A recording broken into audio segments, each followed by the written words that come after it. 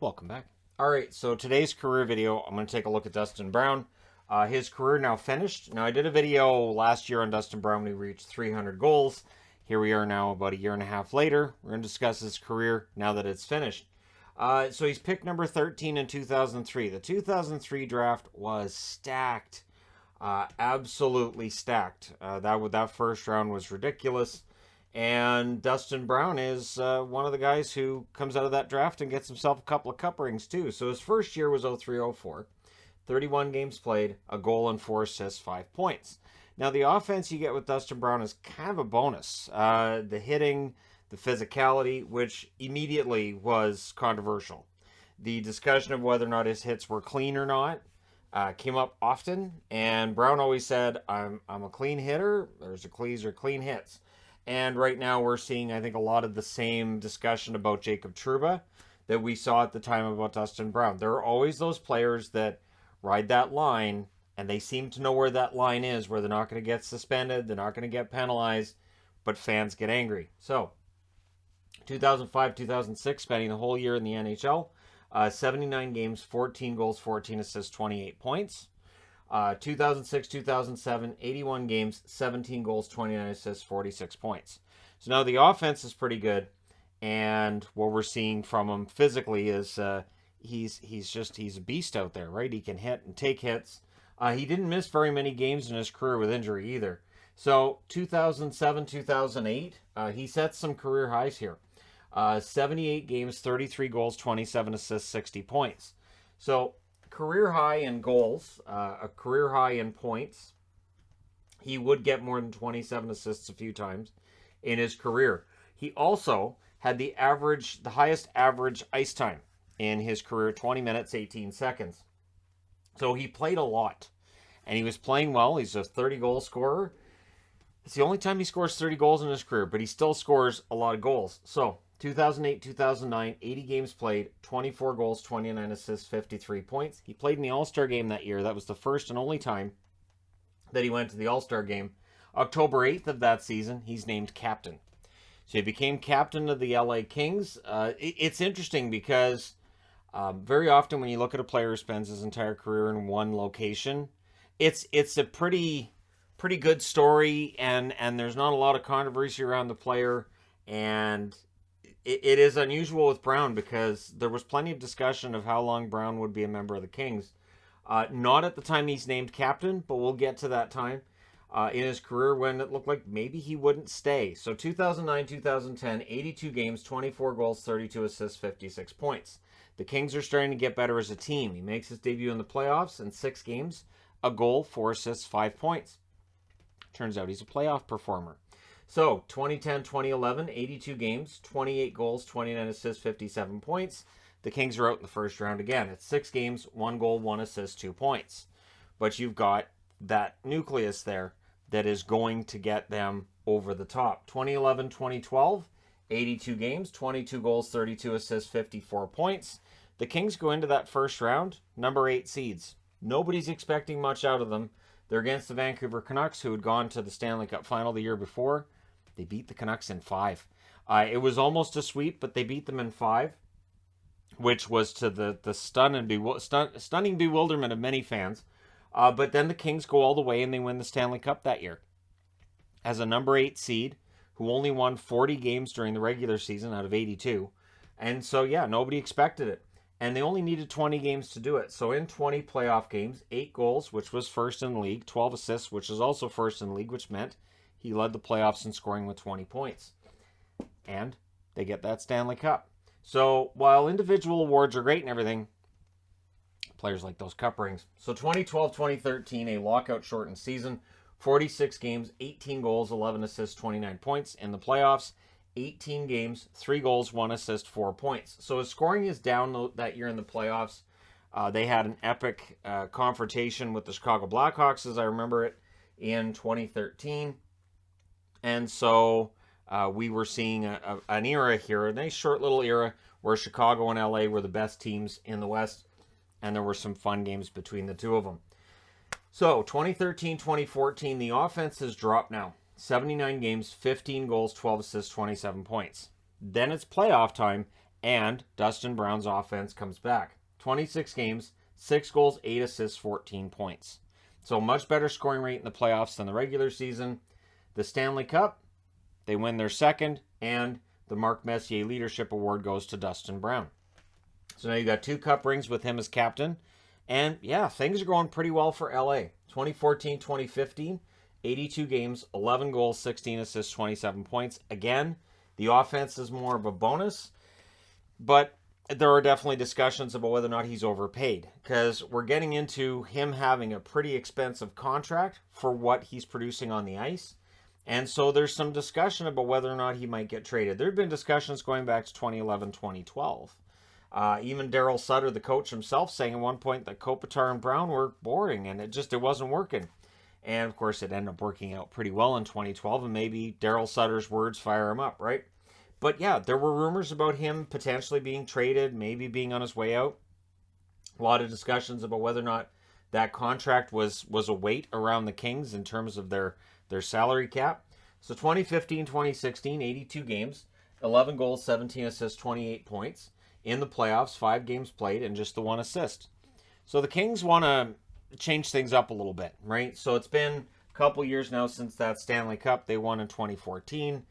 And Anze Kopitar, they feel, is their leader. So they take the captaincy away from Dustin Brown, and they give it to Anze Kopitar. There have been players who've lost captaincies that have been very upset about it. Dustin Brown, at least publicly, never seemed to be upset about it. Stated he understood that the team was doing what they felt was best for them. But again, it did not stop any rumor mongering regarding whether or not Dustin Brown was going to stay as a member of the LA Kings, or for how long, right? 2016-2017 in 80 games, 14 goals, 22 assists, 36 points. So his totals come up a bit, better than they've been the previous 3 years. In the playoffs, just the 4 games played and 1 assist. I'm thinking it's a miracle he had the 1 assist because LA didn't score that year. Or no, I'm thinking of 2017-2018. Yeah, so 4 games, 1 assist there.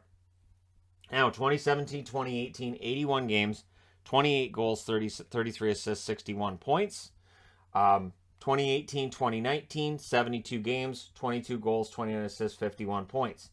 There are 2 years that Dustin Brown gets the offense back. And so he almost doubles his point total from the year before, from 2017 to 2018. He's more than double what it was the 3 years before. So not as much talk during the 2017-2018 or 2018-2019 years about his contract. And now we're getting into the period where the Kings are rebuilding. So the contract becomes less of an issue because you're not up against the cap so much because your team has definitely taken a hit. So 2019-2020, 66 games, 17 goals, 18 assists, 35 points. And again, no playoffs, right? 2020-2021, 49 games played, 17 goals, 14 assists, 31 points. And again, no playoffs. So the 2021-2022 season, going into that year, the year that we're still finishing out with the Stanley Cup playoffs right now, not a lot was expected of the Kings, and I don't think much was expected with Brown either. Brown accepted the lesser role he had on the team this year. I never heard any complaints from him. I never heard any discussions about whether or not he might prefer to go somewhere else for a better chance at a Stanley Cup. I don't remember ever hearing that. In 64 games with the Kings this year, 9 goals, 19 assists, 28 points.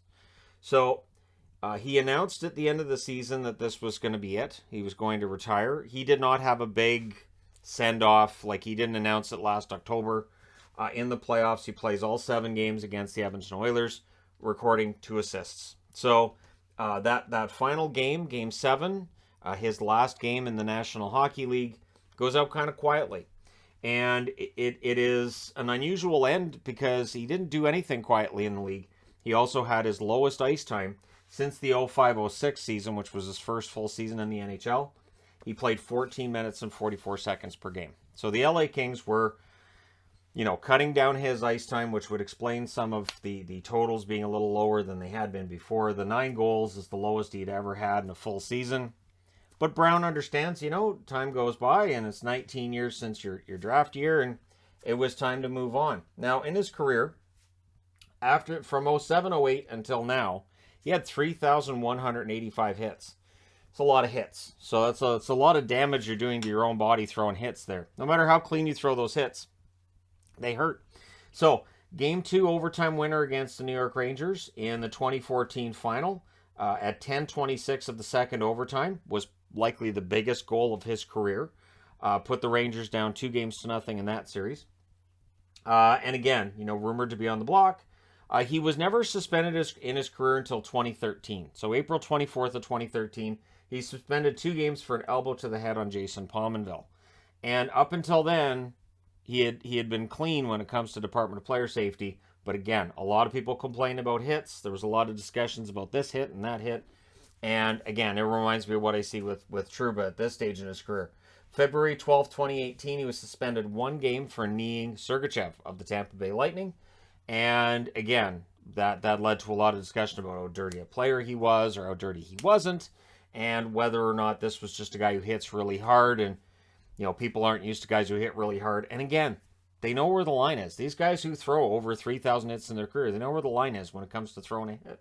So his career earnings, he's doing pretty well. $68,188,780 according to Cap Friendly. Again, with that large contract he just finished out, the year he retires, there were talks at times of whether or not the LA Kings might buy it out for extra cap space and all this fun stuff. Never happened. Never happened.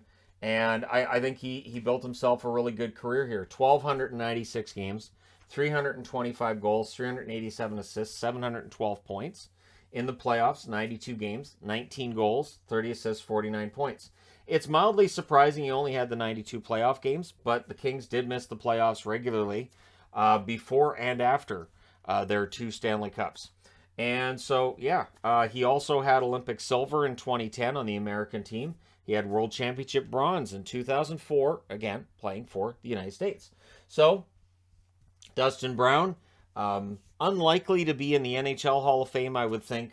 No real accolades in terms of his offense, but 2 Stanley Cups and a Mark Messier Award. Very good career. And again, for $68 million, you could make a trophy. You could make up your own. You could name it. You could blow it up with dynamite and then make another one. Blow that one up. You could go for quite a while with $68 million. If he played that right, he can make his own trophies and give them to himself or to his dog or his kids or whatever he wants to do with them. Because he made a good career. And honestly, kudos to him on a nice long career and another 2003 draft pick who was in the league for a very long time. Let me know your thoughts in the comment section below as always. Don't forget to hit like and subscribe. If you're browsing your way through, you just happened upon this video. Thank you guys so much for watching, for all your support. I will talk to you again soon.